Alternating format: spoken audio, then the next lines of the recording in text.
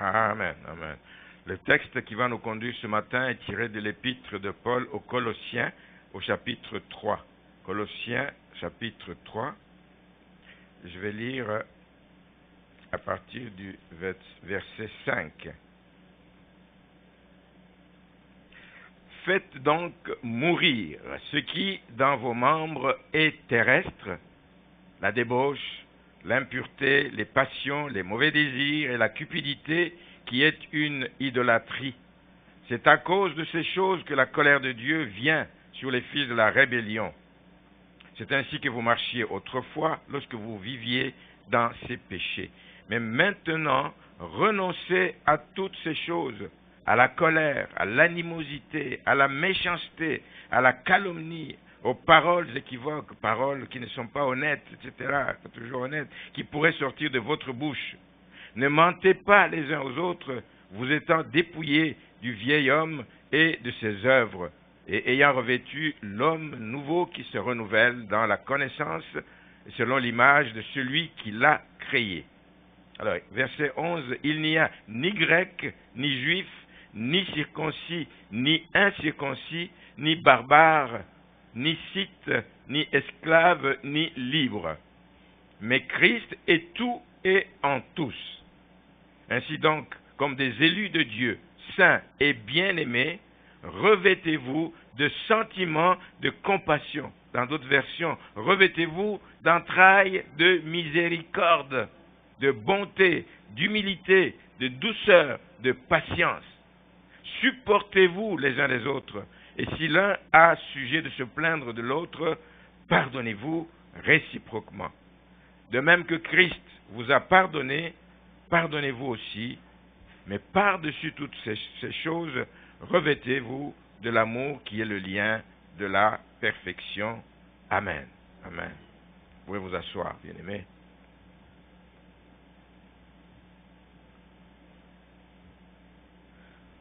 Le message que j'ai eu à cœur de partager ce matin, c'est un peu la suite, c'est la suite, je vais dire, de ce que j'ai amené dimanche passé. Et ce qui était là, vous savez que nous avons parlé de 3 piliers dans la vie chrétienne. Si nous voulons mener une vie chrétienne réussie, il y a 3 piliers importants dans la vie chrétienne. Nous avons parlé de la foi, nous avons parlé de la prière et nous avons parlé du service. Et aujourd'hui, je veux aller un peu plus loin dans le service auquel nous sommes appelés.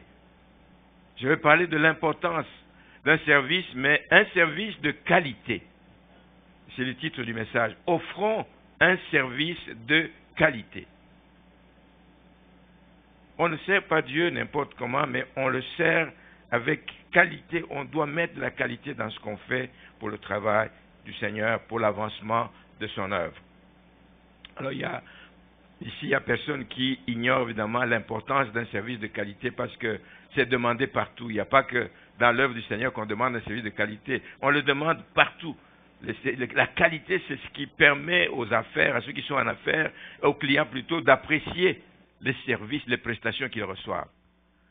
Je vais être servi, je vais chez le coiffeur, je m'attends à un service de qualité. Et moi, où j'allais dans le salon, il y avait du bruit terrible. Pendant qu'on est en train de vous coiffer, un salon grand, alors il y a des gens qui sont habitués à ce salon, qui venaient s'asseoir dans le salon et qui jasent. Alors c'est du bruit.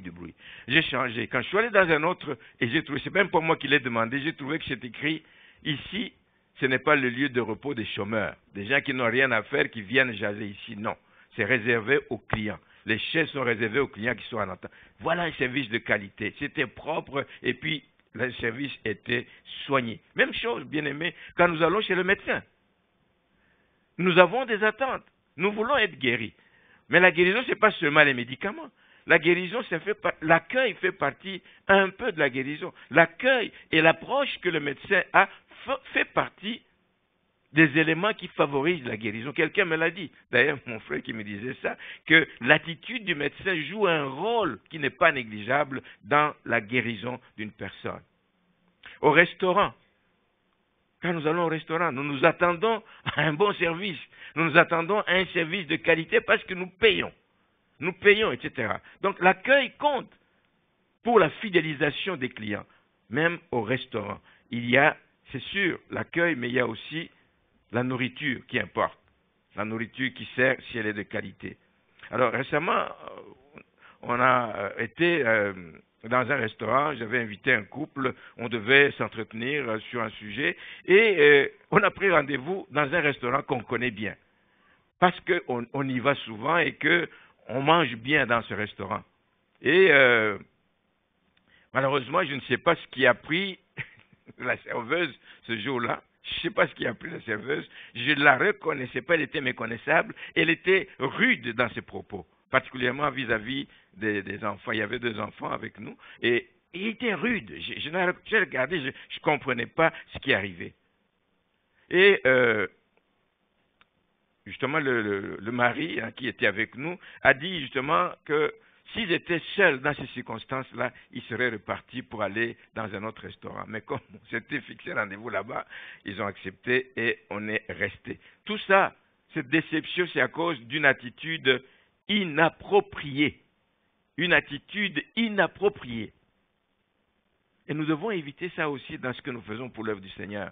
Il y a des attitudes qui ne sont pas du tout appropriées parce que ce qu'on demande au restaurant, dans un salon de coiffure, n'importe où au garage que nous allons, mais ça peut s'appliquer dans l'église, même si le cadre n'est pas le même.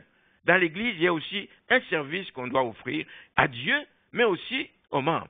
Si nous aimons Dieu, nous devons aimer le prochain. Nous servons Dieu à travers ce que nous faisons vis-à-vis du prochain. Si le jour où nous comprenons ces choses, beaucoup de choses vont changer dans les églises.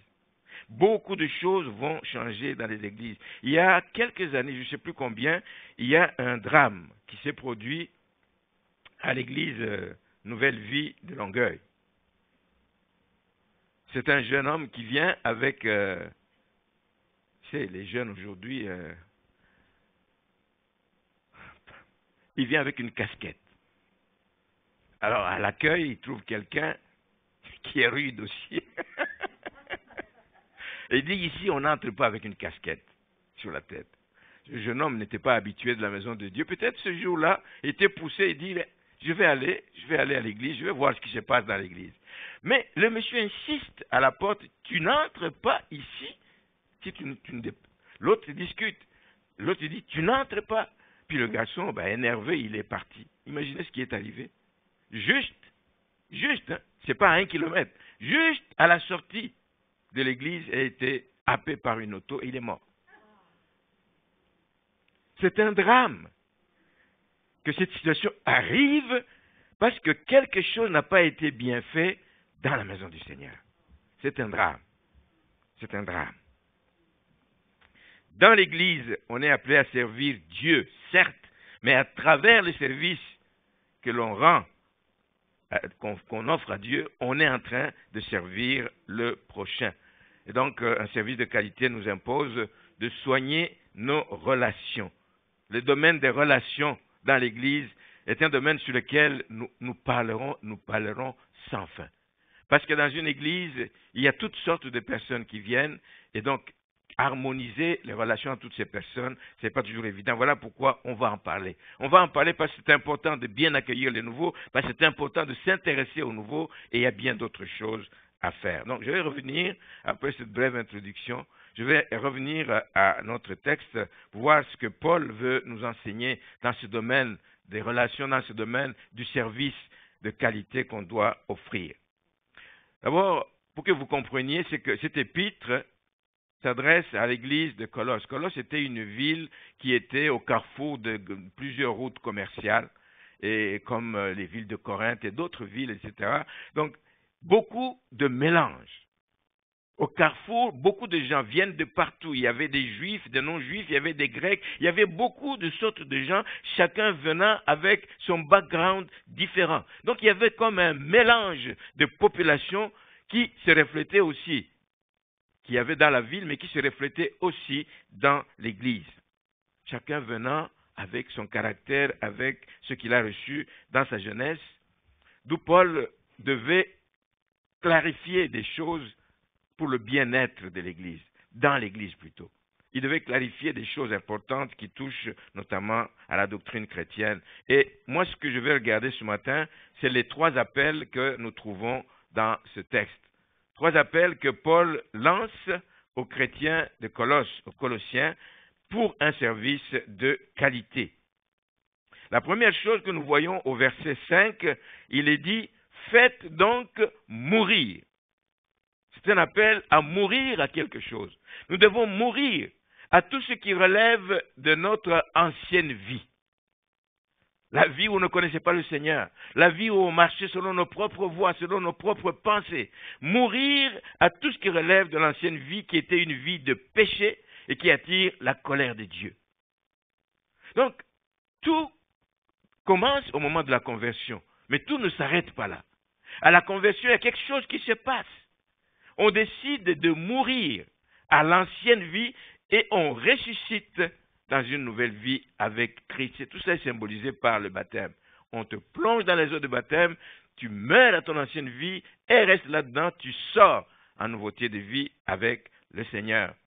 Paul le dit encore aux Galates en disant au verset 27, 3, 27, « Vous tous qui avez été baptisés en Christ, vous avez revêtu Christ. » Ce n'est plus moi qui vis. Il y a un chant comme ça. « Ce n'est plus moi qui vis, c'est Christ qui vit en moi. » Est-ce qu'il y a des gens qui le connaissent? Ce n'est plus moi qui vis, c'est Christ qui vit en moi. Ce n'est plus moi qui vis, c'est Christ qui vit en moi. Quel jour de gloire, quand Jésus m'a sauvé. Des choses ont changé ce jour-là. Et il y a même un autre verset qui dit, un autre passage qui dit dans ce chant, qui dit « Aux choses du passé, je ne veux plus toucher. » C'est cela la conversion. Ça commence par cette décision qu'on prend le jour où on se convertit, on donne sa vie au Seigneur. Donc, ce qu'il faut comprendre quand Paul dit qu'il fait donc mourir, c'est que si vous l'acceptez, donc de suivre Jésus-Christ, ça veut dire que vous acceptez et vous choisissez de laisser tomber l'ancien caractère, les anciens habits, des habits souillés que l'on portait, toutes les œuvres de ténèbres dans lesquelles on vivait. On accepte, on choisit plutôt d'abandonner ces choses-là et on commence à mener une vie de ressemblance à Christ. Si réellement Christ est en nous, nous devons refléter le caractère de Christ. N'est-ce pas? C'est cela. Et c'est une décision. C'est une décision. Ce n'est pas quelque chose qui est imposé à personne. C'est votre responsabilité de travailler donc désormais sur votre caractère.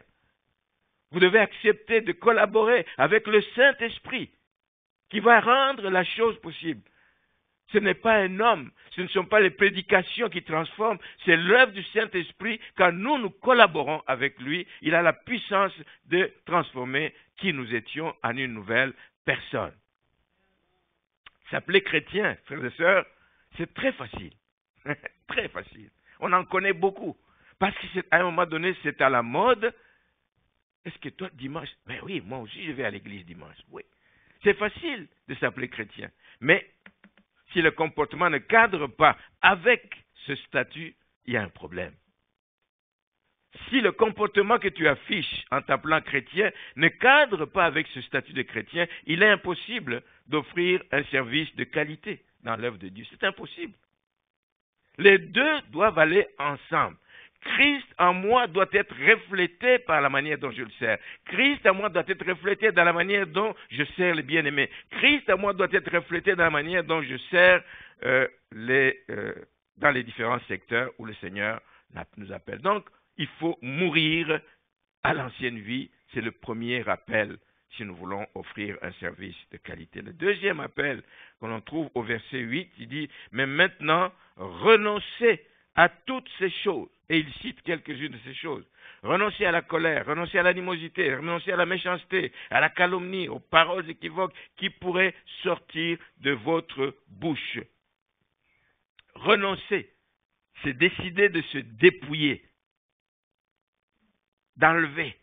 Je renonce, je me dépouille de cet ancien petit costume que j'avais, un costume qui m'amenait à avoir un langage qui est déplacé dans les communications. Parce que ce que l'on voit ici, c'est ça. La colère s'exprime parfois par la bouche, l'animosité, la méchanceté, etc. La calomnie, c'est la bouche, les paroles équivoques, tout ce qui pourrait sortir de notre bouche et qui est déplacé dans la vie d'un enfant de Dieu, nous devons y renoncer. Et ça, c'est vrai à l'église, parce qu'on n'est pas chrétien seulement à l'église, mais c'est vrai aussi à la maison. C'est vrai aussi au travail. C'est vrai aussi sur la route. C'est vrai aussi sur la route. Il y a une dame qui raconte un jour que en avant d'elle, il y avait une auto sur laquelle il y avait un collant, un autocollant, je suis chrétien ou quelque chose comme ça. Mais je ne sais pas ce qui est arrivé, peut-être là, ça ne roulait pas, etc. Et on a klaxonné, etc. Et monsieur qui affiche qu'il est chrétien, il est sorti là avec des gros mots, etc. Ah, madame, regarde, c'est ça. Ça se manifeste, même à ce niveau-là, sur la route, ça se manifeste. Qu'est-ce que nous avons comme réaction quand on vous coupe la route? Qu'est-ce que tu as comme réaction? Tu vas tout casser dans l'auto. J'ai déjà vu quelqu'un sortir de son auto avec une hache. Il revenait du travail. Non, pas une hache, mais une scie mécanique, là. Il est venu sur la vitre de l'autre auto. Et imaginez que vous êtes chrétien, que quelqu'un vous voit. Vous allez encore dire que vous êtes chrétien. Le chrétien doit apprendre à se maîtriser, à avoir la maîtrise de soi. Donc, nous devons renoncer à toutes ces choses qui touchent à un langage déplacé. Et on dénonce toutes ces attitudes au verset 8 qui ne sont pas forcément de nature à favoriser une bonne communion, même pas une bonne communication au sein de l'Église, avec les gens auprès desquels le Seigneur nous appelle. Nous devons faire attention à ces choses. Si vous découvrez un jour un membre de l'Église, parfois des gens parlent, ils ne savent même pas qu'on les entend à côté, vous découvrez que quelqu'un est en train de calomnier un autre chrétien. Vous le découvrez, vous allez dire, oh là là, dans quelle église je suis? Je le voyais comme un chrétien, je le voyais comme, mais je me suis trompé. Malheureusement, ce qui va arriver dans ces conditions, c'est que vous n'aurez plus le goût de fréquenter une telle personne. Je dis, mais s'il le fait à lui, il peut le faire vis-à-vis de moi aussi, quand je ne suis pas là. Vous n'aurez pas le goût. Ça coupe, ça rompt la communion qui doit exister entre les enfants de Dieu. Il y a une histoire d'un jeune homme qui est en prison. Et un chrétien, hein, c'est comme des gens à la retraite, là, ils vont dans les hôpitaux, ils visitent, ils vont dans les prisons. Et puis il arrive en prison, il voit un jeune homme, il dit, ah, mais il me semble que je te connais. Le garçon n'a pas nié, il dit, oui, tu me connais. Il dit, il y a 10 ans, voici ce qui s'est passé. Il dit, d'ailleurs, si je suis ici en prison, c'est à cause de vous, c'est votre faute à vous. Oh, bon, comment ça? Qu'est-ce que j'ai fait? Je ne me souviens pas avoir fait quelque chose contre toi. Qu'est-ce que j'ai fait? Il dit, mais souvenez-vous, là, un jour, il y avait tel, il cite le nom d'un évangéliste qui était dans leur église, et il est en train de prêcher, et le cœur de ce jeune homme est touché. C'est la première fois qu'il est arrivé peut-être à l'église, et le cœur est touché, il sent vraiment qu'il faut qu'il se répande. Il est profondément touché. Mais au même moment que le culte finit, lui, il a résolu, il dit, mais j'irai prendre rendez-vous avec cet évangéliste pour répandre mon cœur, pour expliquer ce que je vis, ouvrir mon cœur et laisser le Seigneur venir entrer dans mon cœur. Mais il entend le chrétien qui est là à côté, qui est en train de dire, oh, il ne sait même pas parler, il fait beaucoup de fautes de français, il ne prononce pas bien les mots, on ne comprend même pas ce qu'il dit, tout. Et ça, je l'ai déjà entendu dans une autre église et je trouve que ce n'est pas bon. Ce n'est pas bon. J'ai entendu ça dans une église, on dit, pasteur, n'invite plus jamais telle personne, on ne comprend même pas ce qu'il dit. Il n'y a pas d'égard vraiment vis-à-vis des gens. Et donc, le jeune homme, quand il a entendu ça, il était bouleversé. Il dit, mais c'est quoi? Cet homme a bien prêché. Il a été ridiculisé à ses yeux, etc. Et tout ce qu'il avait pris comme résolution, il a abandonné ça. Il a abandonné, et puis bon, il est rentré dans ses vieilles habitudes, et puis les mauvaises compagnies fréquentant, et voilà comment je me retrouve ici en prison, parce que j'ai volé mon patron. À cause de toutes ces fréquentations, j'ai volé mon patron, et je me retrouve en prison. Mauvaise langue.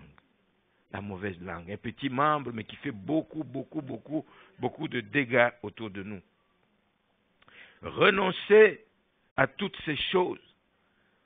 Paul fait remarquer aussi une chose au verset 11, où il dit, il n'y a ici ni grec, ni juif, ni circoncis, ni incirconcis, ni barbare, etc., etc.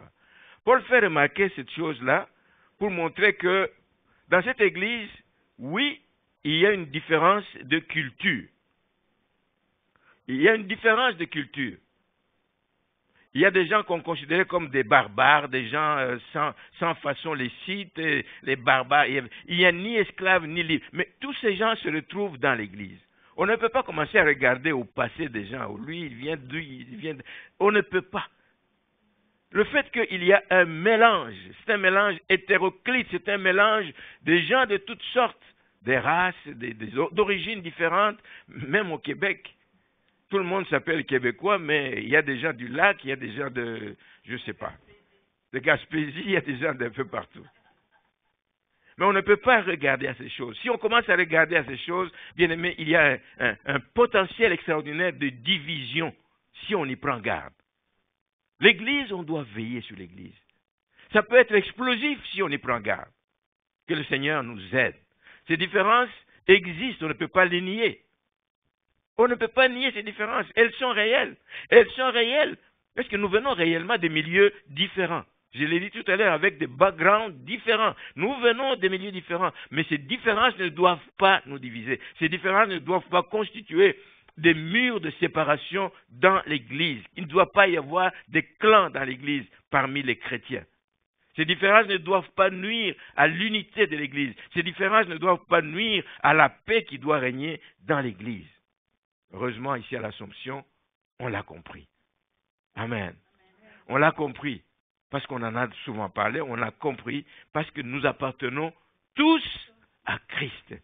Nous appartenons à Christ. Il n'a pas racheté une race plutôt que telle autre.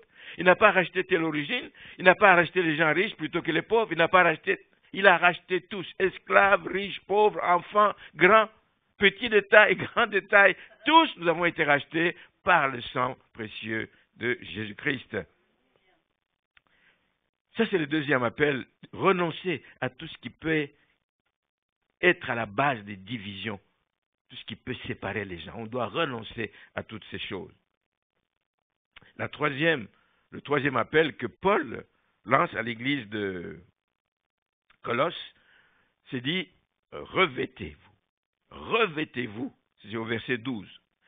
Ainsi donc, comme des élus de Dieu, saints et bien-aimés, revêtez-vous, habillez-vous, portez, ayez sur vous, ayez en vous des sentiments de compassion, ce que j'appelais les entrailles de miséricorde. Revêtez-vous de bonté, revêtez-vous d'humilité, revêtez-vous de douceur, revêtez-vous de patience, qui sont, si vous regardez bien, tous des caractères de Jésus. On les trouve en Jésus. Jésus avait un cœur de compassion. Il est miséricordieux encore, il est miséricordieux. Il était bon, il était humble pendant sa vie sur terre, etc. Nous allons en parler. Il était doux, il a été patient. Nous allons en parler. Ça veut dire que quand on vient en Christ, il faut se vêtir des vêtements qui nous conviennent et que l'on tire dans ce que le pasteur Bourget avait un jour appelé, il a prêché ici, il dit d'aller sortir des habits dans la garde-robe du maître. Vous êtes sûr que dans cette garde-robe, il y a tout pour toutes les tailles.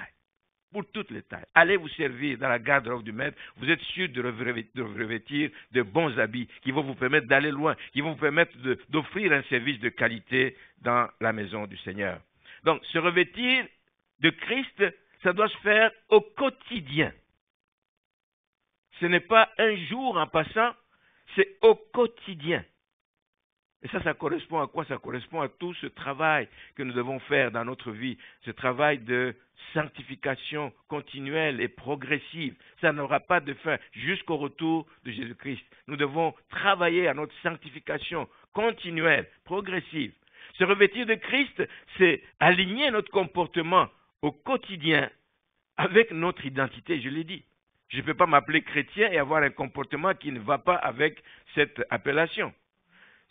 Se revêtir de Christ, ça se voit dans les faits.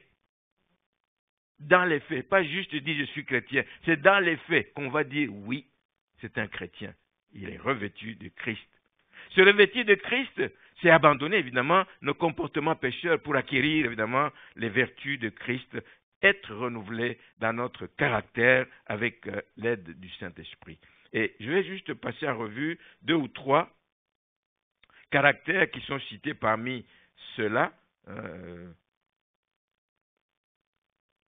où il dit « Revêtez-vous », je l'ai ici, des sentiments de compassion, de bonté, d'humilité, de douceur. Il y a 5 caractères qui sont cités. Je vais en prendre 3 par exemple pour parler en prenant l'exemple sur ce que Jésus a été. Jésus, j'ai dit tout à l'heure, avait des sentiments de compassion, un cœur de miséricorde, des entrailles de miséricorde que Maman Donna aime souvent dire. Ayez, comme enfants de Dieu, ayons des entrailles de miséricorde. Ayons des entrailles de miséricorde. Dans Matthieu au chapitre 9, Jésus, quand il s'adressait aux pharisiens, il leur dit au verset 13, Matthieu 9, 13, il dit « Allez et apprenez ce que signifie « Je prends plaisir à la miséricorde ». Je prends plaisir à la miséricorde et non au sacrifice. Il a un cœur de miséricordieux, car je ne suis pas venu appeler les justes, mais des pécheurs. Jésus veut dire qu'il pardonne les pécheurs par pure bonté. C'est une grâce. Nous ne le méritons pas. C'est par pure grâce qu'il pardonne et ce n'est pas parce que nous le méritons. Alors puissions-nous avoir, bien aimés, des élans de compassion. Chaque fois que nous sommes devant des personnes difficiles, on n'a pas dit que quand on est chrétien, on est facile toujours à vivre. On peut avoir des moments de tension entre enfants, mais ayons plutôt des entrailles de miséricorde, de compassion envers des gens qui sont difficiles vis-à-vis de nous. Ayons. Vous savez, ça peut les aider à changer, à revenir sur le droit chemin. L'Église, ces choses-là doivent exister dans l'Église parce que l'Église est appelée à être une famille qui est formée des gens qui viennent d'horizons différents, évidemment. Mais notre communion fraternelle, on doit le savoir, elle est fragile. La preuve, c'est que nous avons des difficultés entre nous, reconnaissons-le. Nous avons parfois des difficultés à admettre les faiblesses des autres. On voit tout de suite ce qui ne va pas dans la vie des autres, mais on ne pense pas à ses propres faiblesses. Comment les autres vous accepteront-ils si vous n'acceptez pas ceux qui ont des faiblesses? Aidez-les à sortir de là, priez pour eux, peut-être exhortez-les, mais ne les rejetez pas, ne les rejetez pas. Donc, le but n'est pas de reprocher dans l'Église, parce que ça peut briser la famille, de reprocher tout le temps à quelqu'un, hein, et de ne pas non plus être irrité par tout et n'importe quoi. Il y a des gens qui sont irritables, donc c'est comme très susceptibles. La moindre petite chose, là, ils sortent des gonds. On est irrité lorsque quelqu'un s'approche de nous et veut prendre de nos nouvelles. On dit, mais lui, il est toujours curieux, là. Il veut trop entrer dans ma vie privée. Mais frère, je m'intéresse à toi, je veux m'approcher de toi. Ce n'est pas une mauvaise chose. Mais là, ça irrite quelqu'un. Mais vous êtes en train d'éloigner l'autre personne. Vous êtes irrité lorsque vous dites, moi, dans cette église, je passe par des temps difficiles, il n'y a personne qui m'a appelé, il n'y a personne qui s'occupe de moi. Lorsque je passe par des moments difficiles, il n'y a personne qui s'occupe de moi. Et ça vous irrite. Non. Moi, j'ai souvent dit à ces personnes, je dis, mais vous, qui avez-vous déjà appelé? C'est facile, hein? Moi, j'ai été malade, on ne m'a pas visité. On ne m'a pas appelé. Mais toi, as-tu déjà appelé quelqu'un? Quand tu poses la question à la personne, il te regarde avec les yeux comme s'il n'a pas entendu ce que tu dis. Pourtant, c'est la vérité. Ne soyons pas irrités par toutes ces choses, etc. Hein? Il y a beaucoup de vulnérabilité entre les membres de l'Église. Ça ne doit pas être. Ça ne doit pas être. Nous devons savoir que nous avons des faiblesses. Je ne dis pas qu'il faut laisser quelqu'un avec ses faiblesses. On peut l'aider. On peut le faire avec amour. On peut le faire avec douceur. On peut le faire avec patience, etc. Nous allons en parler. On peut le faire. Mais c'est cela. Quelqu'un qui rit aux éclats. Moi, je connais une sœur dans mon ancienne vie, dans l'ancienne église où j'étais. Quand elle rit, ne soyez pas à côté d'elle. Parce qu'elle vous perce, là. Systématiquement, je vous dis, là. Systématiquement. Il y a des gens qui ne supportent pas. Ils disent, non, c'est quoi cette affaire-là? J'ai des rouges chaque fois que je m'assois. Pas des rouges, des bleus. Vous dites des bleus. Moi, ça va être des rouges des fois, là. Susceptibilité. beaucoup de vulnérabilité en l'air. Et nous devons éviter ces choses. C'est le service de qualité que nous devons faire. Nous devons éviter toutes ces choses. Alors, Paul propose justement quelque chose qui puisse garantir ce lien, malgré toutes ces différences de caractère, etc. Quelque chose qui peut garantir ce lien, qui va nous éviter des querelles, c'est justement les entrailles de miséricorde. Ayez des entrailles de miséricorde. C'est ce qui va vous rendre capable de supporter. C'est ce qui va vous rendre capable de pardonner la personne. Et même de lui parler avec amour, et elle comprendra. En tout cas, c'est ça. Moi, je l'ai dit, mais c'est pas que ça me faisait rien. Moi, il n'y a pas de rouge ni de bleu qui apparaissait sur moi, mais je trouvais ça spécial. Il y a des gens qui ne supportent pas ce genre de choses. Ah, ils parlent beaucoup, ils crient fort. Non, non. La personne est comme ça, et puis aidez-la d'une certaine manière, mais ne la rejetez pas.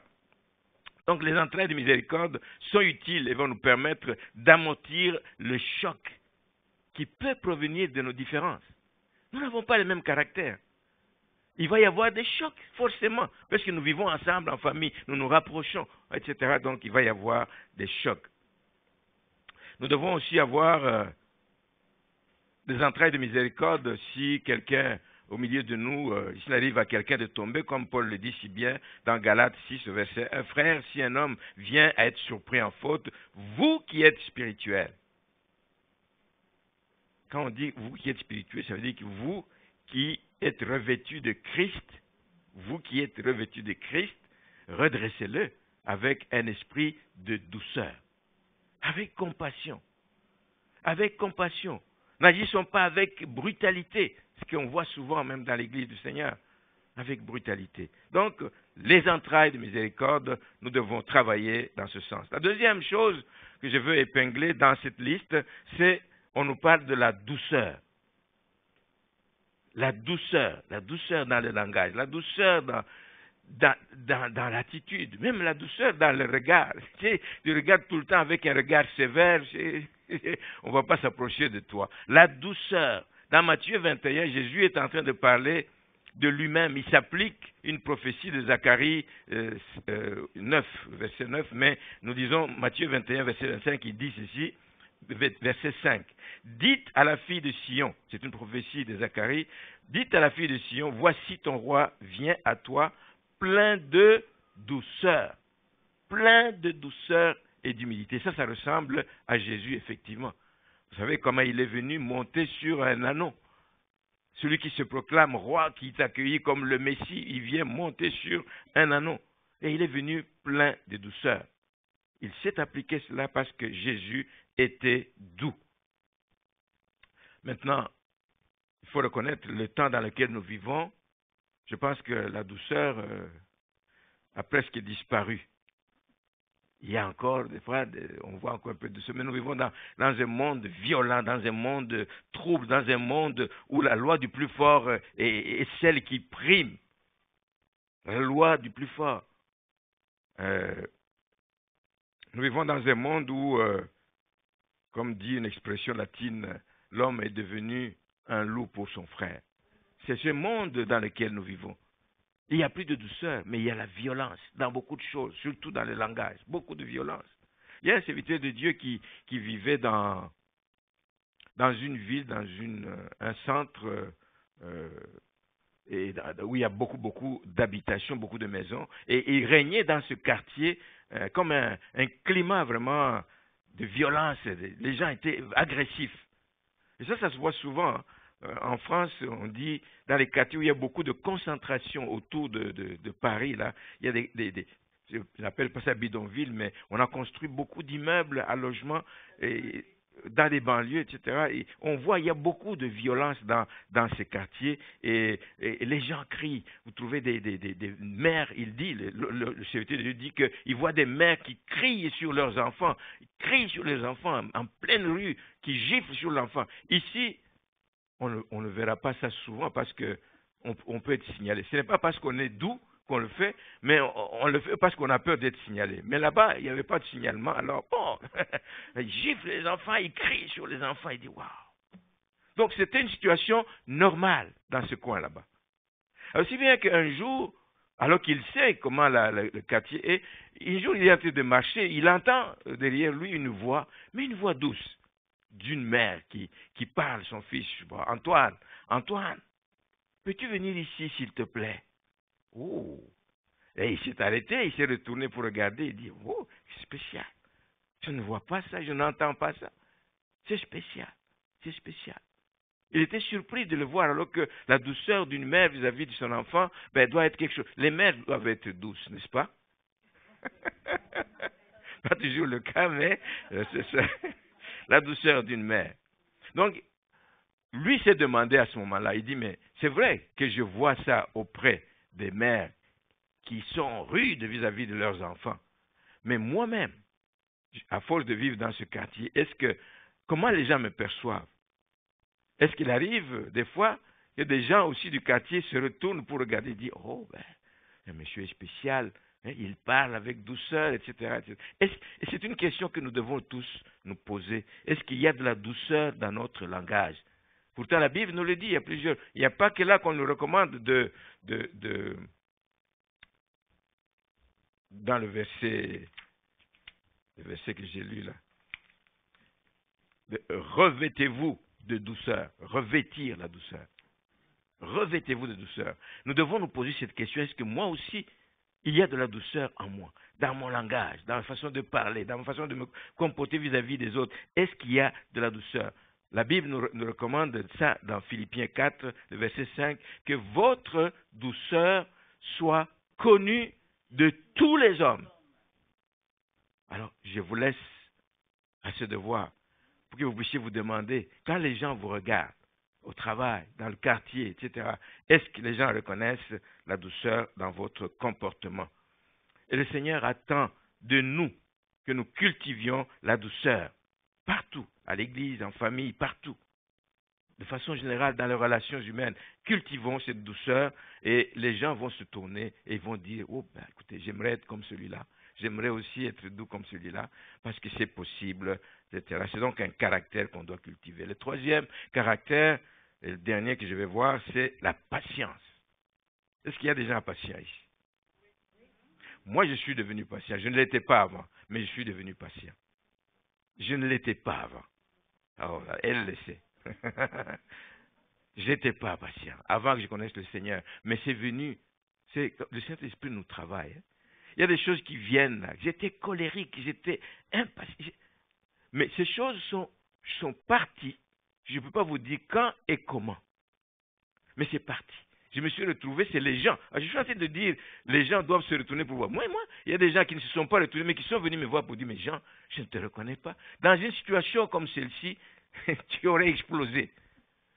Mais alors j'ai compris réellement que le Saint-Esprit a fait une œuvre en moi et je bénis le Seigneur. Et je prie qu'il en soit de même dans nos vies. 2 Pierre au chapitre 3 fait mention de la patience du Seigneur Jésus-Christ envers nous. Il dit au verset 9, 2 Pierre 3, 9, « Le Seigneur ne tarde pas dans l'accomplissement de la promesse. » Quelle promesse? La promesse de son retour. Il ne tarde pas. Même s'il y a des gens qui disent, oh, ça fait longtemps. Non, le Seigneur ne tarde pas, nous dit la Bible, dans l'accomplissement de la promesse, comme quelques-uns le croient. Mais il use de patience. Il est patient envers vous, ne voulant pas qu'aucun périsse, mais voulant que tous arrivent à la repentance. Ce n'est pas juste ce verset qui nous le dit, nous le savons. Quand nous connaissons le ministère de Jésus ici sur terre, les 3 ans qu'il a passé, Jésus a été réellement patient sur la terre. Il a été patient vis-à-vis de tous ces gens, ces détracteurs. Jésus a été patient. Jésus a été patient vis-à-vis de tous ceux qui s'opposaient à lui. À tel point que même ses disciples, à un moment donné, est-ce que tu veux qu'on invoque le feu du ciel? Non. Jésus a été patient. Laissez-leur le temps. Ils vont finir par comprendre. Laissez-leur le temps. Donc, il a été patient face à ses opposants. Dans 1 Pierre 2, au verset 23, il est dit qu'il a été injurié et il ne rendait point d'injure. Il a été maltraité et il ne faisait point de menaces à ce qu'il le maltraitait, parce qu'il était patient. Puissions-nous suivre cet exemple. Jésus a été aussi patient envers ses disciples. Combien de fois ils s'entre-déchiraient entre eux? la fois où ils étaient discutés pour savoir qui va être le premier, qui est le plus important au milieu de nous, etc. Jésus a été patient envers eux. Ils auraient pu les ramasser carrément, etc. Mais il a été patient.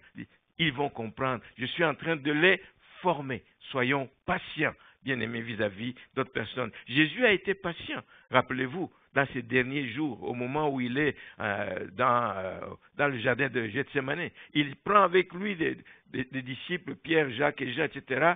Et il leur dit, écoutez, l'heure est grave. Il dit, veillez et priez. Veillez et priez, ce n'est pas le moment de dormir. Il est venu une première fois, il les a trouvés endormis. Il n'a pas dit, écoutez, allez, non, je vais prendre d'autres personnes, allez-vous-en. Il a été patient. Il est reparti en prière et il revient encore une fois et il les trouve de nouveau endormis. Jésus a été patient. Il attend d'eux qu'ils veillent, mais ils sont en train de s'endormir. Donc, sachez, mon frère, ma soeur, que quel que soit votre passé, quel qu'il soit, Jésus a été et restera patient envers vous. Il restera.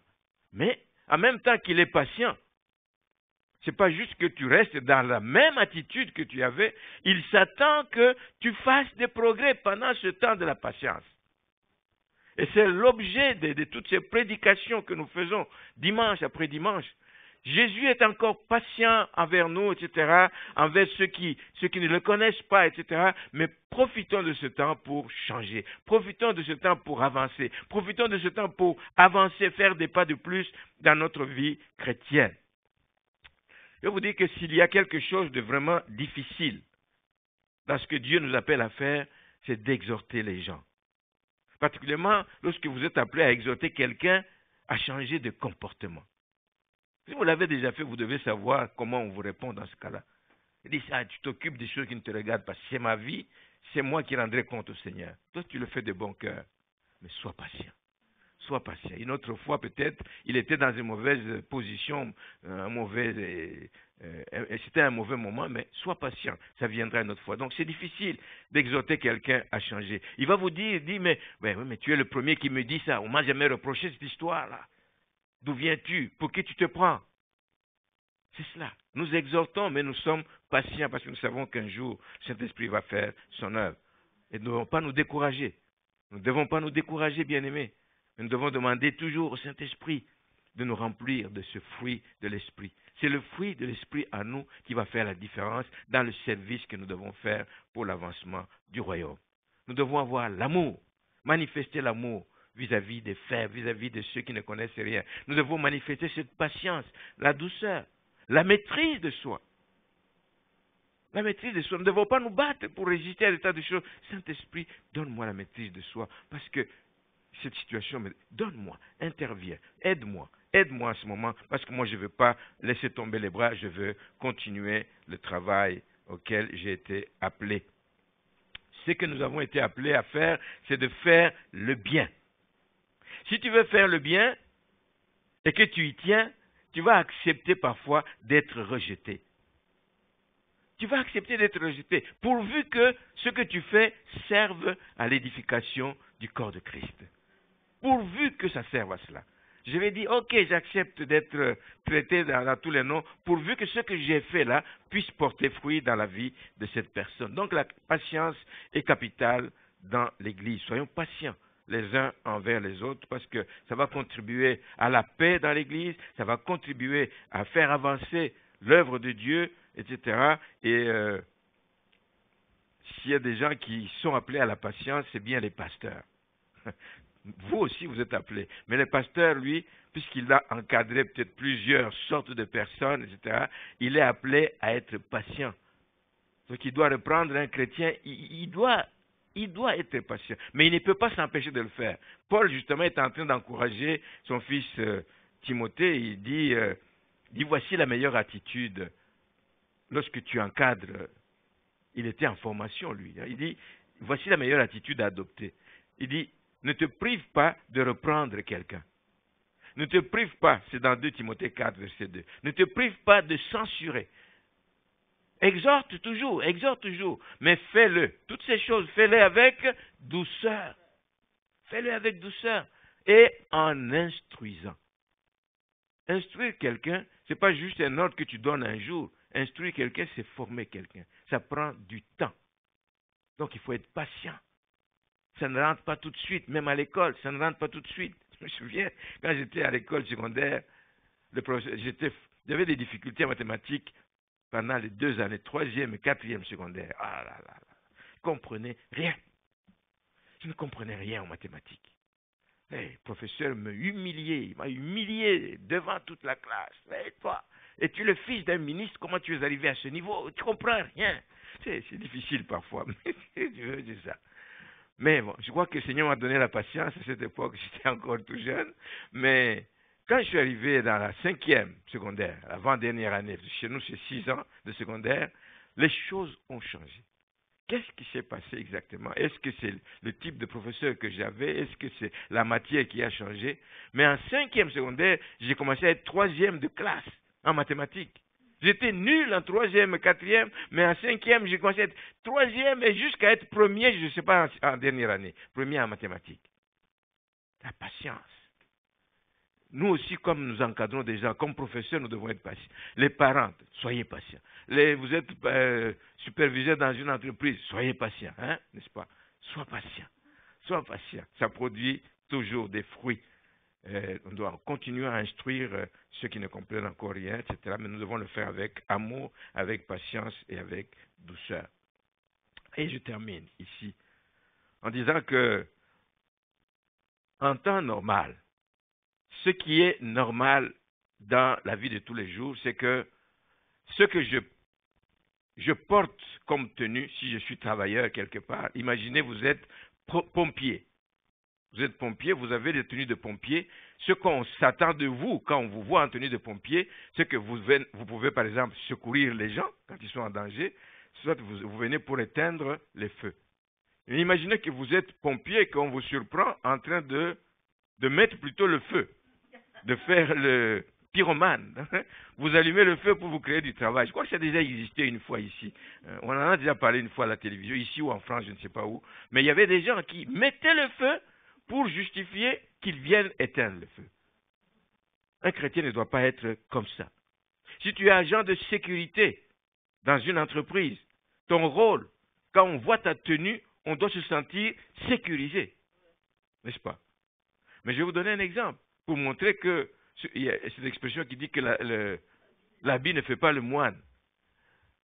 Dans une famille de donnants, un jour, ils sont abonnés à une centrale de sécurité. Et puis un jour, on voit les gens de cette compagnie, avec la tenue de la compagnie, ils ouvrent les portes, ils entrent dans la maison. Jusque-là, personne ne se soucie de rien. Ils disent, oh, est-ce que vous venez vérifier quelque chose, etc. Et puis jusqu'au moment où on a réalisé parce que le gars a dit, mais madame, vous n'avez rien compris. Nous ne sommes pas des agents de sécurité, nous sommes des voleurs. Nous sommes des voleurs. Et ils ont commencé à voler, ils ont commencé à bousculer les choses. Ils sont partis avec tous les stocks. Ils connaissaient le système parce qu'ils ont coupé le système d'alarme pour qu'on ne puisse pas les appeler. Ce n'est pas comme ça que nous devons être. Nous, quand nous revêtons Christ, il faut que ce que nous faisons corresponde à ce que Christ veut que nous fassions, à ce que Christ veut que nous soyons. La nouvelle vie en Christ, bien-aimé, doit se manifester dans les relations interpersonnelles. La nouvelle vie en Christ, on doit l'afficher, pas seulement l'afficher, mais on doit la vivre. Parce qu'il y a des gens qui sont capables d'afficher une mine de piété, mais c'est une piété qui est purement extérieure. Mais quand on les voit faire, etc., ben on comprend que ça n'a rien de chrétien, c'est juste une piété de façade. Le cœur est mauvais à l'intérieur. Ce n'est pas ça être revêtu de Christ. Revêtir Christ, c'est manifester les fruits de Christ. Les fruits de l'esprit. Amen. C'est seulement en revêtant Christ, bien-aimé, qu'on arrive à ce changement radical. On ne peut pas faire semblant, etc. On doit se dire aussi que quand on a revêtu Christ le jour de notre conversion, quand on dit « je veux marcher avec Christ, en nouveauté de vie avec Christ », ça ne se fait pas comme un claquement de doigts, comme ça, on dit tout change du coup. Non, il y a une progression. Nous avons parlé de la sanctification progressive. Il y a cet effort qui doit se poursuivre. Tout ne change pas en un jour, sinon nous n'aurions plus de job ici. Hein?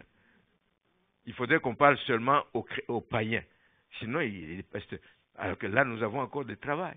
Continuez à exhorter les gens parce qu'il y a encore des choses à changer dans la vie des uns et des autres. Alors, je vous invite donc à examiner votre vie, à vous assurer que vous avez un service de qualité dans ce que vous êtes appelé à faire pour le Seigneur, pour l'avancement du royaume. Vérifiez constamment, vérifiez régulièrement. Ça doit être un exercice quasiment quotidien. Vérifiez si vos attitudes reflètent votre position en Christ. Vérifiez-le. N'attendez pas que ce soit les gens du monde qui vous disent, oui, mais n'est-ce pas que tu es chrétien? C'est ce qu'un fils disait à son père. N'est-ce pas que la Bible dit? Le père fait d'autres choses et l'enfant il reprend son père et dit, mais n'est-ce pas que la Bible dit ceci, papa? Et là, il est bouche bée. Le Seigneur nous aide à être cohérents dans notre vie, dans notre comportement, dans notre marche. Chacun dans sa sphère d'influence. Et chacun de nous a une sphère d'influence. Ici à l'église, vous avez une sphère d'influence, mais en famille, dans le quartier, vous avez au travail, dans toutes ces sphères où vous avez une certaine influence, manifestez le caractère de Christ et que le Seigneur puisse vous bénir réellement.